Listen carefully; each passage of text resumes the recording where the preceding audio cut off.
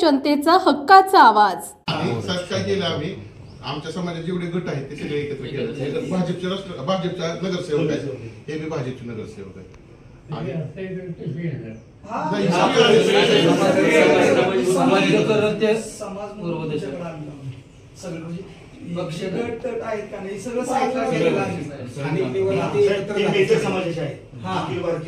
मित्र समाज संघटनेचे अध्यक्ष ते आझाद समाज पार्टीचे सैनिक आपले